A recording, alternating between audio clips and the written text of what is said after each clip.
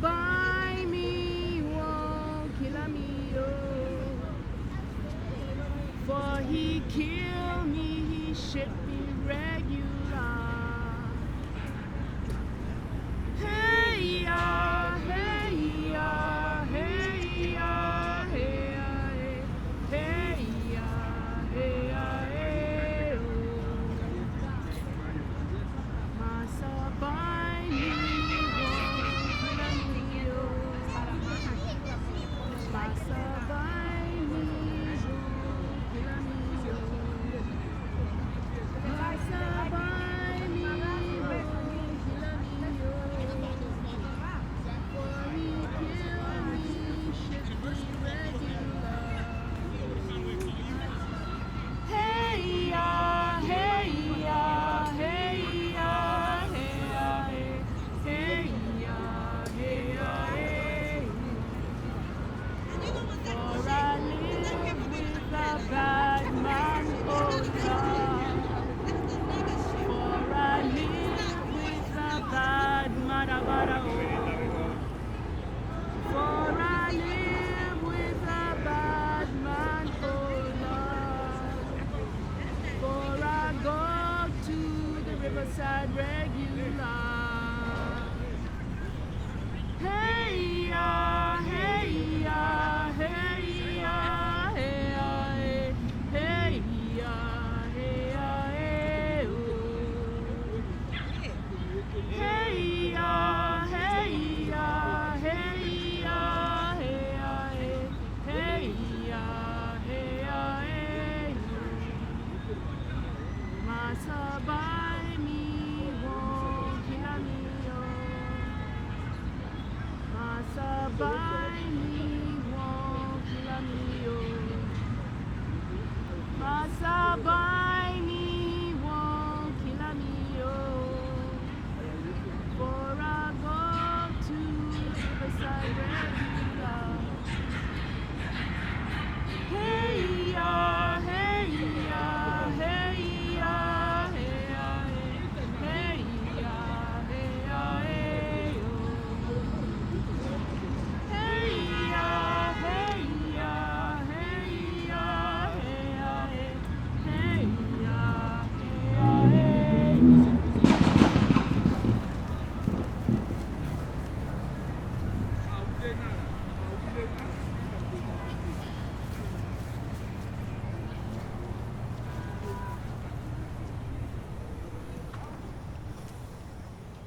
Sarah Williams was an enslaved woman who lived and worked with her daughters in South who worked with her daughters and twin brother in southwest Jamaica with other members of her family. After the death of her mother, she and her daughter, Evelina Smith, cleaned the body. But they could not stay with her mother very long, for the estate's resident owner, Thomas Mason, forced the woman and girl back to work immediately. She even threatened to break Evelina's neck if she did not do so. Once in the fields, Sarah experienced extreme verbal abuse from her mother, from the resident owner. We know of her story as she reported Thomas Mason's misconduct and general neglect of the enslaved people on the estate to the magistrate of the area. At the inquiry, Williams protested that she was ashamed to speak of the insults that she had endured. As Professor Diana Payton had argued, her act of silence demonstrates resistance and a deep sense of self-worth.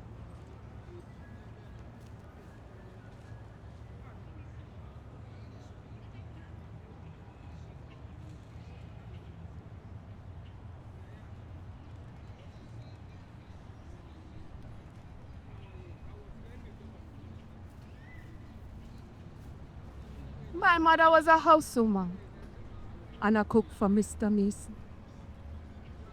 She was a full house woman, an walnut picker, and shell corn for the stock and poultry. My mother was taken in sick. My master did not look upon her or give her any medicine.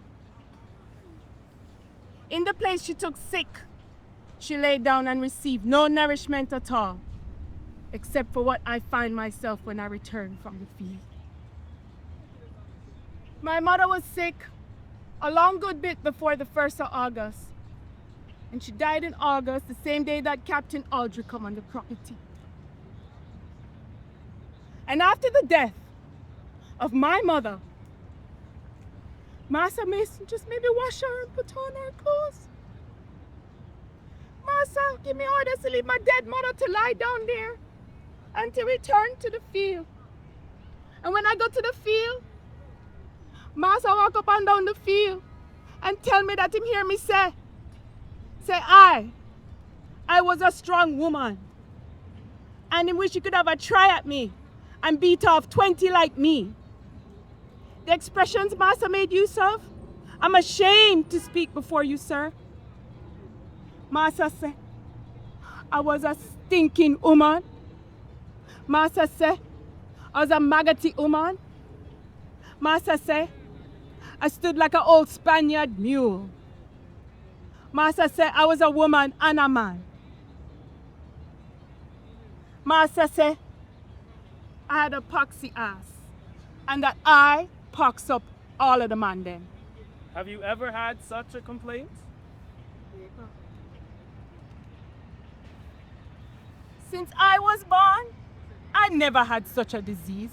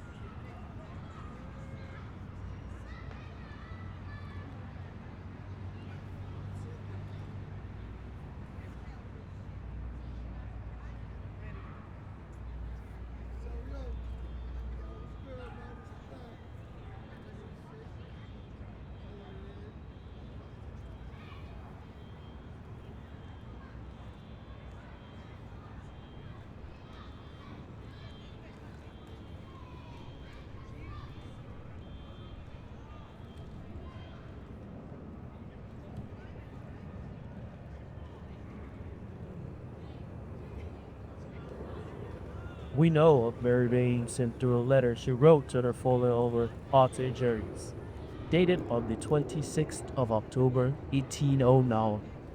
James was English, not Scottish, contrary to popular belief. Yet the overseer on the estate that she mentions, a Mr. Kirkcaldy, was probably a Scot. Mary Williamson managed to buy her manumission and thus her freedom through a relationship with a white man, a James Tooming of Hanover, who left her money in his will. After claiming his freedom, Williamson decided to return to Houghton James's estate, using her money to buy a small area of land on which she and her sisters cultivated crops. We learn from Williamson's letter that after the Act for the Abolition of Slaves in 1807, some overseers on plantations became even more violent towards their so-called apprentices, since they perceived the act as curtailing their sense of authority and superiority. Williamson's account also demonstrates the crucial importance of gardening on provision grounds as an Afro-descendant strategy of survival and resistance.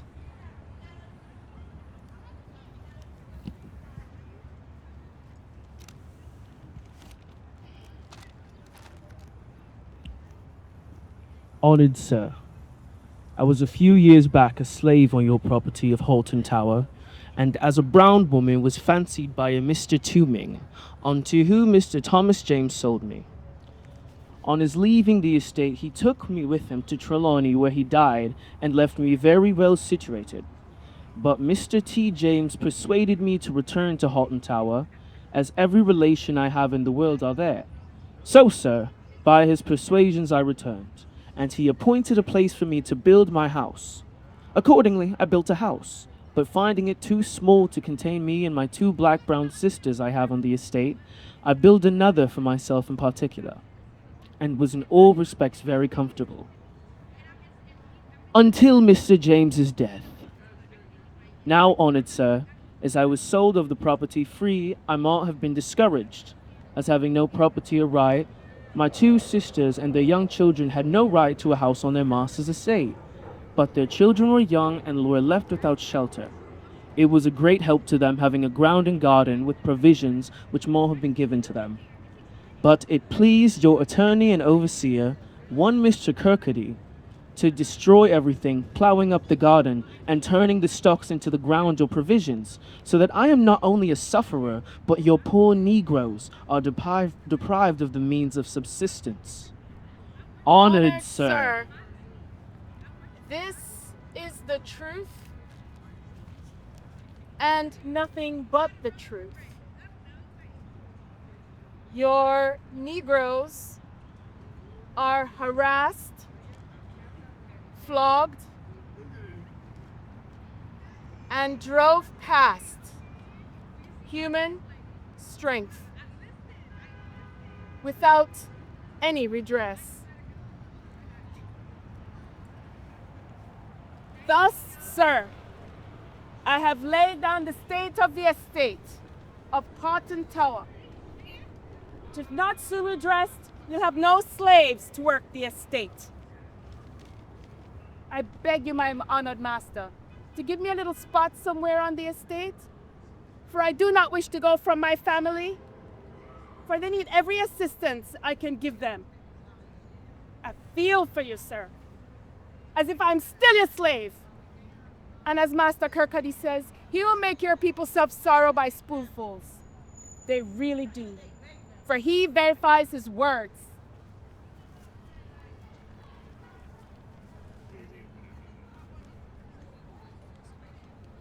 With all respect, I am, honored master, your most humbled servant, Mary Williamson.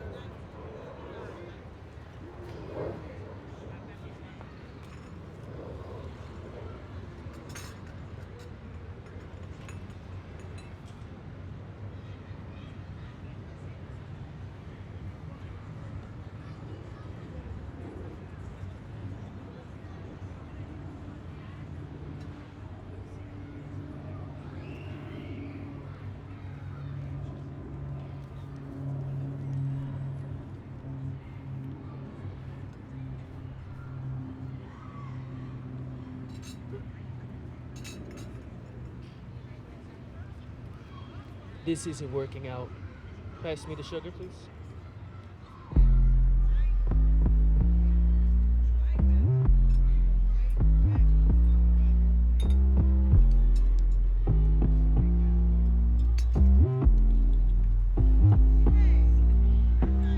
Can I get some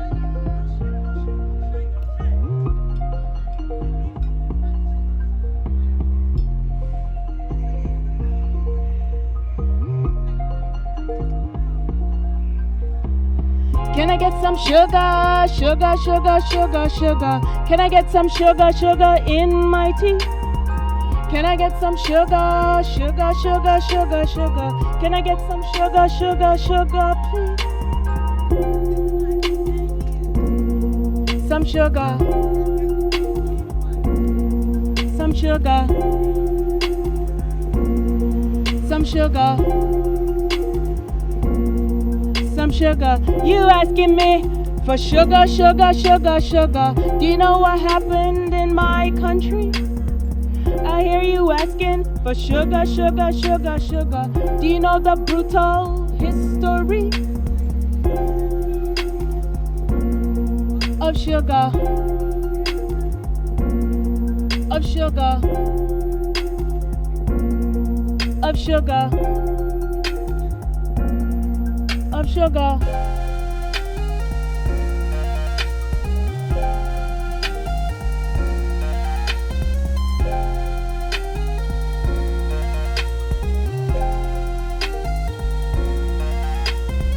Can I get some sugar, sugar, sugar, sugar, sugar? Can I get some sugar, sugar in my tea? Can I get some sugar, sugar, sugar, sugar, sugar? Do you know the brutal her story? Of sugar,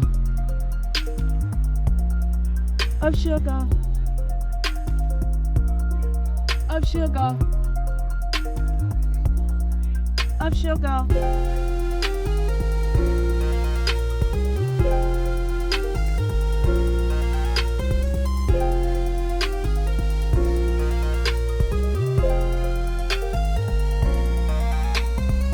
Can I get some sugar, sugar, sugar, sugar, sugar? Can I get some sugar, sugar in my tea? Can I get some sugar, sugar, sugar, sugar, sugar? Can I get some sugar, sugar, sugar, please? Nothing sweeter than sugar, nothing better than candy. Nothing sweeter than sugar, nothing better than candy. Sugar, than sugar.